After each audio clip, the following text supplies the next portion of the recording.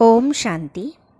भाग्य विधाता इस पुस्तक में आज हम पढ़ेंगे, क्यों हो अधीर माता, गुरुकुल में मैं आ बसा हूँ।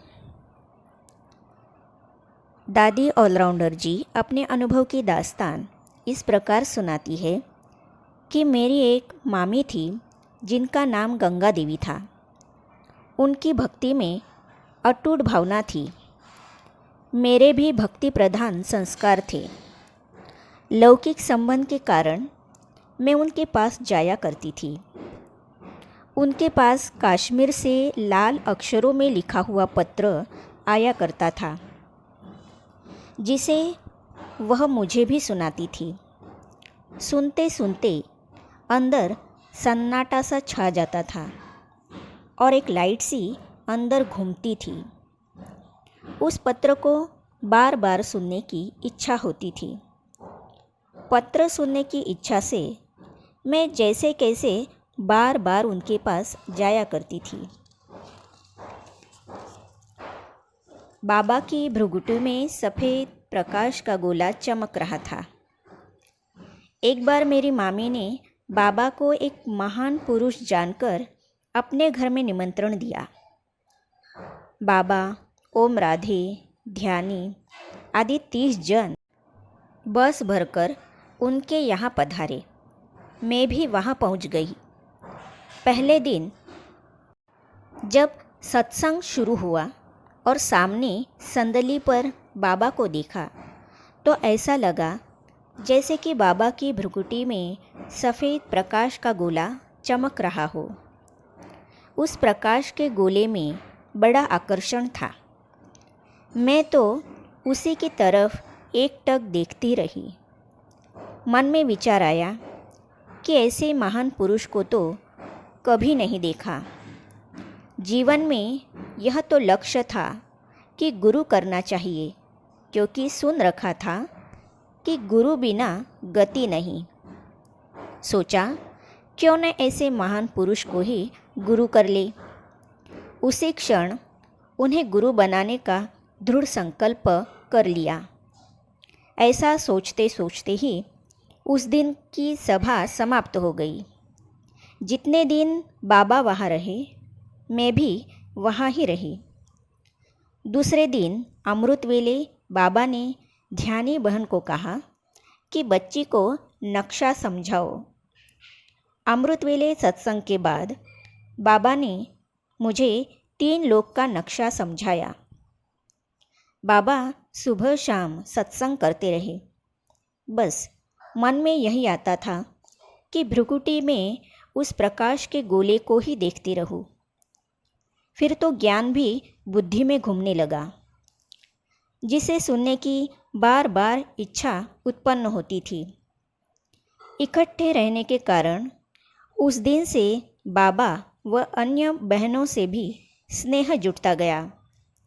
बाबा ने समझाया कि देवलोक में वही जाएगा जो ब्रह्मचर्य व्रत का पालन करेगा। फिर मेरे लौकिक पति भी वहाँ आने लगे। उन्होंने जब बाबा से ज्ञान सुना तो उनका भी बाबा से रूहानी संबंध जुड़ गया और हम दोनों ने यह प्रतिज्ञा की कि विचारों में भी एक दूसरे का साथ देंगे और जीवन को पवित्र बनाएंगे। उसी समय से बाबा द्वारा बताई गई धारणाओं का हम पालन करने लगे। फिर बाबा वापस चले गए, लेकिन पत्राचार जारी रहा। लौकिक बच्ची का बाल भवन में प्रवेश। जब हैदराबाद अर्थात सिंध में बाल भवन बना तो हमें यह समाचार मिला कि जिन बच्चों के माँ बाप ईश्वरीय ज्ञान की शिक्षा लेने ओम मंडली में जाते हैं, वे अर्थात बच्चे चाहे तो बाल भवन में रह सकते हैं। मैंने अपनी एक लौकिक बच्ची शोभा अर्थात दादी गुलजार, जो उस वक्त करीब 9 वर्ष की थी और एक स्कूल में पढ़ती थी, को स्कूल छुड़वाकर बाल भवन के छात्रालय में दाखिला करवा दिया। यह ईश्वरीय छात्रालय की पढ़ाई देखकर हमारे अन्य संबंधियों ने भी अपनी बच्चियों का वहाँ ही दाखिला करा दिया और स्वयं भी यह शिक्षा लेने लगे। इस प्रकार हम अपनी धारणाओं पर चलते रहे। इसी बीच हंगामे, पिकेटिंग आदि शुरू हो गए। उपद्रवियों ने खूब ही हल्ला मचाया। हर एक बच्चे को उनके अपने घर में रवाना कर दिया गया। शोभा भी घर आ गई। उनके आने से ऐसा लगता था जैसे कि एक अलौकिक दुनिया से लौकिक दुनिया में आ गए हैं।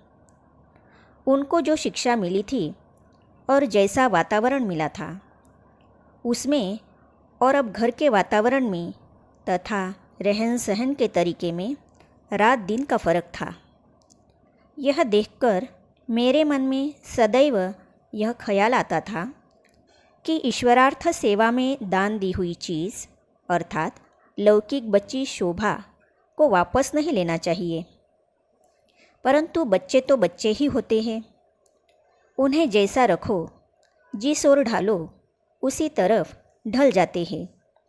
हम दोनों अर्थात मैं और मेरे लौकिक पति, जो अब तक एकमत होकर चलते थे, के विचारों में भी अंतर आ गया। एक तरफ सारा परिवार और दूसरी तरफ मैं अकेली।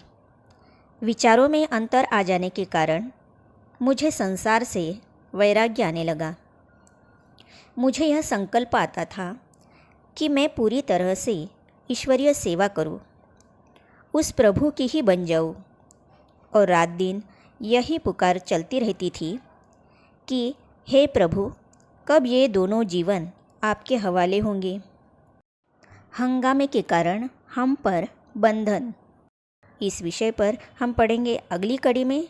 तो ये जानने और पढ़ने के लिए इस चैनल को सब्सक्राइब करने के साथ ही साइड में जो बेल आइकॉन है उसे भी क्लिक कीजिए, ताकि आने वाली सभी वीडियो और अब तक की सारी वीडियो आप तक पहुंचती रहेगी। ओम शांति।